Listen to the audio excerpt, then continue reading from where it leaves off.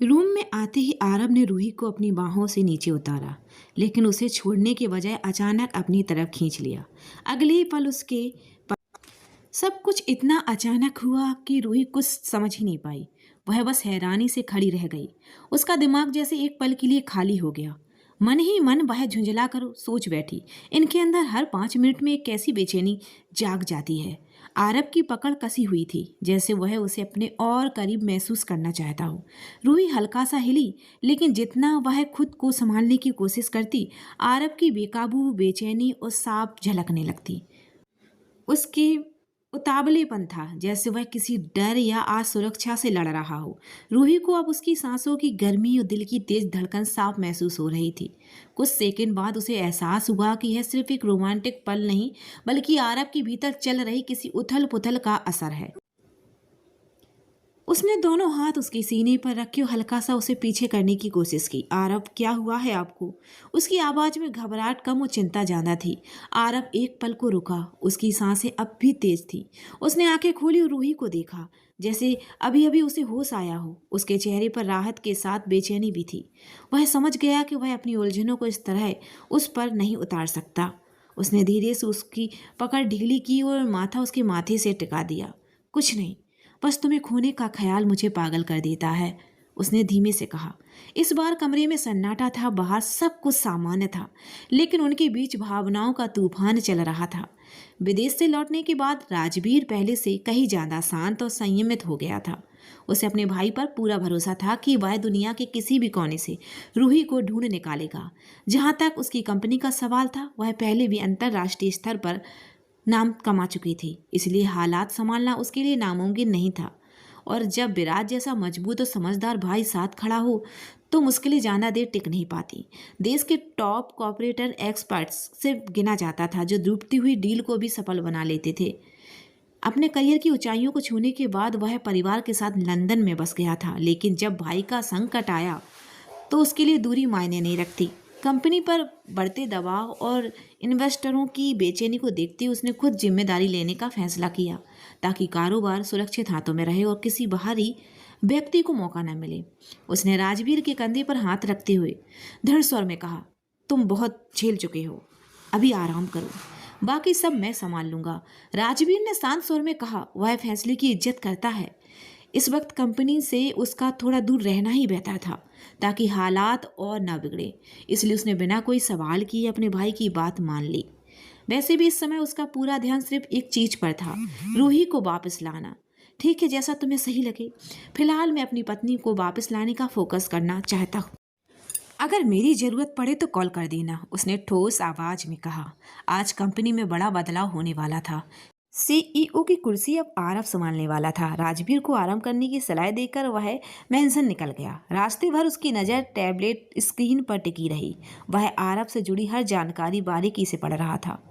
उसकी डील्स, उसके फैसले, उसकी रणनीतियाँ। कुछ देर बाद उसने हल्की मुस्कान के साथ बुदबुदाया, ये आदमी मेरी सोच से भी ज़्यादा चालाक है। इसे हल्के में लेना गलती हो गई। आरव और उसके करीबी सहयोगी नमन के बारे में वह पहले से काफ़ी कुछ जानता था।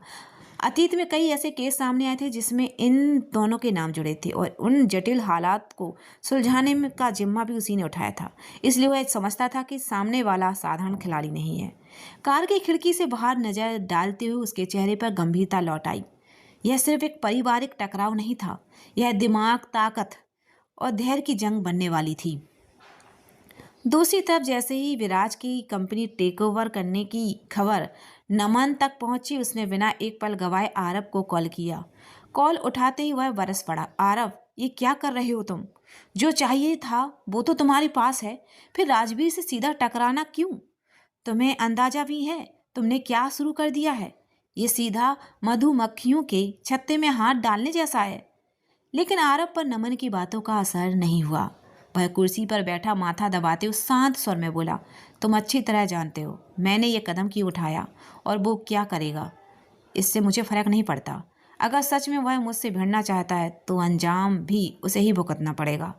उसकी आवाज़ में ठंडापन था, जैसे उसने सब कुछ सोच समझ कर किया हो। न उसे चेतावनी की परवाह थी, न परिणाम की। मगर उसकी इस जिद ने बाकी लोगों की नींद उड़ा दी थी। राजवीर की कंपनी और निजी जिंदगी में जो कुछ भी चल रहा था उसने पूरे माहौल को तनाव से भर दिया था। विजय, राहुल और बाकी करीबी लोगों को पूरा यकीन था कि इन सब के पीछे आरव का हाथ है। शक की आखिरी कड़ी तब जुड़ी जब उन्होंने कार्तिक पर दबाव दिया, सच्चाई उगलवाई। उसके बाद तो माहौल और भी भारी हो गया।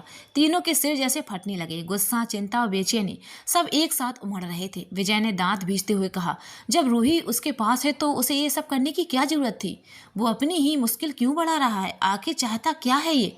राहुल झुंझलाकर उठा और टेबल पर हाथ मारते हुए बोला, उसका दिमाग खराब हो चुका है। एक बार सामने आने दो, फिर समझाऊंगा उसे।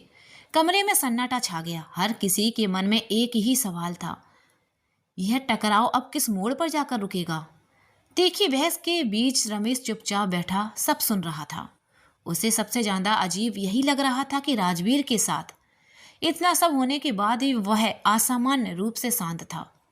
उसने धीमे से बुदबुदाया, कुछ तो गड़बड़ है। ये आदमी इतनी आसानी से चुप बैठने वालों में से नहीं है। जरूर कोई चाल चल रहा है। उसे यूं खुद से बात करती देख विजय झंझला कर बोला, अरे अकेले अकेले क्या सोच रहा है? राहुल भी चिढ़ते हुए जोड़ बैठा, अगर कुछ पता है तो साफ साफ बोलो। रमेश ने दोनों को अनसुना किया, कुर्सी से उठ गया और रूम से बाहर निकलते हुए बस इतना कहा, बस खेल को समझने की कोशिश कर रहा हूँ। बाहर आकर उसने नेहा से एक कप चाय मंगवाई और सीधे अपने कमरे की ओर चला गया। दरवाजा बंद करते उसने आरव को कॉल मिलाया, एक बार, दो बार, कई बार, लेकिन हर बार कॉल अनसुना कर हो गया। उसके माथे पर हल्की चिंता की लकीर उभरी। उम्मीद है वह किसी मुसीबत में ना हो। उसने मन ही मन सोचा। उधर डाइनिंग टेबल पर आरव बैठा था। सामने रूही अपने पसंदीदा खाना का स्वाद ले रही थी, पूरी तरह अनजान कि उसके आसपास कितनी उथल पुथल मची है। आरव धीमे धीमे कौर ले रहा था, लेकिन उसका ध्यान खाने पर नहीं, रूही पर था। वह उसे देखता रहा और सोचने लगा, कुछ तो करना होगा। ऐसे चुपचाप बैठकर काम नहीं चलेगा। अगर मुझे उसे पूरी तरह अपने साथ रखना है तो कोई ठोस कदम उठाना ही पड़ेगा। उसकी आंखों में एक अजीब सी दृढ़ता उभर आई। बाहर सब सामान्य दिख रहा था, लेकिन भीतर एक नया फैसला आकार ले रहा था। वैसे तो आरव के पास राजवीर को हराने के लिए कई तरीके थे, लेकिन वह रूही को किसी तरह चोट पहुंचाना नहीं चाहता था, न उस पर दबाव डालना चाहता था। वह जानता था कि अगर उसने जल्दबाजी का रास्ता चुना तो आगे चलकर बात उसके रिश्ते के बीच दीवार बन जाएगी। इसलिए वह कुछ ऐसा करना चाहता था जिससे रूही खुद अपनी मर्जी से उसके करीब आए। हॉल की दूसरी मंजिल से खड़े होकर वह नीचे देख रहा था। रूही स्टाफ के साथ हंसते हुए गेम खेल रही थी। उसकी बेफिक्र हंसी पूरे माहौल को हल्का कर रही थी। आरव ने गहरी सांस ली और मन ही मन सोचने लगा, ऐसा क्या करूं कि मेरी स्वीटहार्ट खुद चलकर मेरी बाहों में आ जाए। सोचो, कुछ तो रास्ता होगा। वह हल्का सा मुस्कुराया, फिर खुद से ही उलझ गया। हर मुश्किल का हल निकाल लिया है मैंने, लेकिन अपनी ही पत्नी के दिल तक पहुंचने का रास्ता नहीं मिल रहा। कमाल है आरव, तुम कब इतने बदल गए। पहले होते तो सीधा लड़ाई का रास्ता चुनते, लेकिन अब उसे मजबूर नहीं करना चाहता हूँ। मैं चाहता हूँ कि वो खुद मेरे पास आए अपने दिल से। उसकी नज़र फिर रूही पर टिक गई। हवा में उड़ते उसके बाल, आंखों में चमक, चेहरे पर मासूमियत, सब कुछ उसे अपनी ओर खींच रहा था।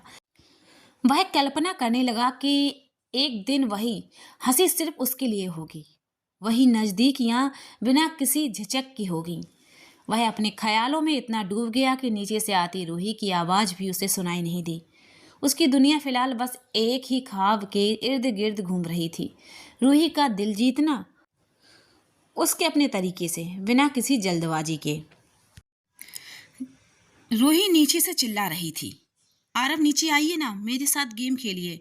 उसकी आवाज़ में इतनी मासूम खुशी थी कि पास खड़ा एक स्टाफ ऊपर आकर बोला, सर मैडम कब से आपको बुला रही हैं। आरव जैसे अपने ख्यालों से बाहर आया। पहले उसने हैरानी से स्टाफ की तरफ देखा, फिर नीचे नजर गई जहां रूही उसे हाथ हिलाकर नीचे आने का इशारा कर रही थी। आइए ना आरव, गेम खेलते हैं, बहुत मजा आएगा, वह मुस्कुराते हुए बोली। पहले तो आरव हल्का सा झुंझला गया, मन ही मन सोचने लगा, कमाल है, मैं यहाँ इसके साथ भविष्य के सपने बुन रहा हूँ और इसे गेम खेलने की पड़ी है। उसने हाथ से इशारा कर मना करना चाहा और कमरे की तरफ मुड़ गया, लेकिन तभी उसके दिमाग में एक शरारती ख्याल आया। वह रुक गया, होंठों पर हल्की मुस्कान आई। रुको, इससे बेहतर मौका नहीं मिलेगा, उसने सोचा। वह सीढ़ियां उतरते हुए बोला, ठीक है, लेकिन बदले में मुझे क्या मिलेगा। उसकी बात सुनकर रूही चौंक गई। क्या मतलब? ये तो बस एक साधारण सा गेम है। वह सच में नहीं समझ पाई कि आरब किस तरफ इशारा कर रहा है। आरब उसके करीब आया, आंखों में शरारत थी। हर गेम में हार जीत तो होती है ना, तो बताओ अगर मैं जीत गया तो? रूही ने मासूमियत से पूछा। आपका मतलब? वह हल्के से मुस्कुराया और बोला, अगर तुम जीती तो जो कहोगी मैं मान लूंगा, लेकिन अगर मैं जीत गया तो तुम्हें मेरी एक बात माननी होगी। मंजूर है? आसपास खड़े लोगों को उसकी बातों का इशारा समझ आ गया था, लेकिन रूही को यह सब मजाकिया चुनौती लगी। उसने बिना सोचे समझे कहा, ओके डन। उसकी हामी भरते ही आरब के चेहरे पर शरारती खुशी झलक उठी। उसने मन ही मन सोचा, आज की शाम यादगार बन सकती है। गेम शुरू हुआ। एक तरफ पूरा स्टाफ रूही, दूसरी तरफ अकेला आरब। बैडमिंटन की रैकेट हवा में घूमने लगी। शुरुआत में सबको लगा कि टीम वाली साइड जीत जाएगी, लेकिन आरब पूरी तैयारी से उतरा था। हर शॉट सोच समझ कर मार रहा था। उसके चेहरे पर वही आत्मविश्वास था जो बिजनेस डील्स के समय दिखता था। रूही हंसती हुई खेल रही थी। उसे अभी भी यह सब हल्का फुल्का मजाक लग रहा था, लेकिन आरब के लिए ये सिर्फ गेम नहीं था, यह उसकी और रूही के बीच बढ़ती दूरी को कम करने का एक मौका था।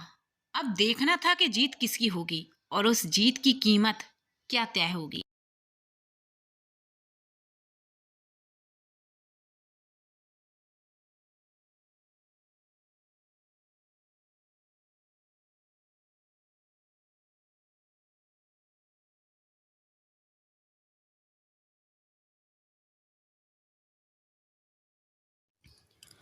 और अब सवाल ये है, बैडमिंटन गेम में जीतेगा कौन, आरव या रूही? क्या ये सिर्फ एक गेम है, या इस गेम के साथ उनकी कहानी में आने वाला है एक नया रोमांटिक मोड़? अगर आप जानना चाहते हैं कि आगे क्या होने वाला है, तो ये तो बस एक शुरुआत है।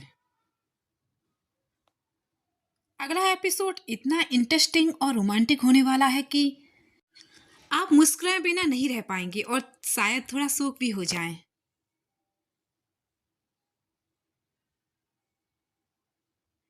लेकिन अगर आप चाहते हैं कि अगला एपिसोड आज ही अपलोड हो जाए, तो इस वीडियो पर कम से कम 20 कमेंट अभी चाहिए। हाँ, सिर्फ 20 कमेंट्स।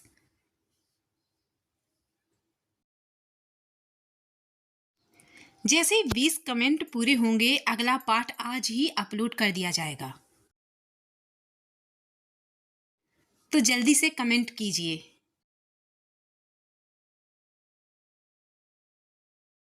और बताइए आपकी नज़र में गेम कौन जीतेगा, आरव या रूही? और अगर आप इस स्टोरी को मिस नहीं करना चाहते हैं, तो चैनल को अभी सब्सक्राइब कर लीजिए और बेल आइकन को दबा लीजिए,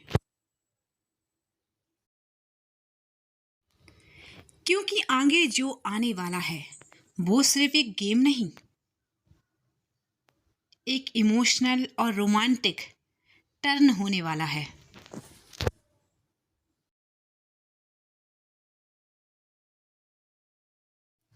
मिस मत कीजिए।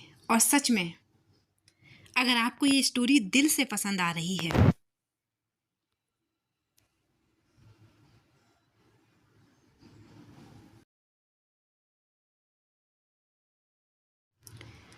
अगर इस एपिसोड ने आपको थोड़ा सा भी मुस्कुराया है या आपके दिल को अच्छा महसूस कराया है, तो प्लीज़ कमेंट करके बताइए। आपका हर एक कमेंट मेरे लिए बहुत मायने रखता है। अगर आप सच में इस कहानी को आगे बढ़ता देखना चाहते हैं, तो चैनल को सब्सक्राइब कीजिए। और आप मुझे और ज़्यादा सपोर्ट करना चाहते हैं, तो सुपर थैंक्स या सपोर्ट कर सकते हैं। आपका छोटा सा सपोर्ट ही मुझे रोज़ नए एपिसोड लिखने की हिम्मत देता है।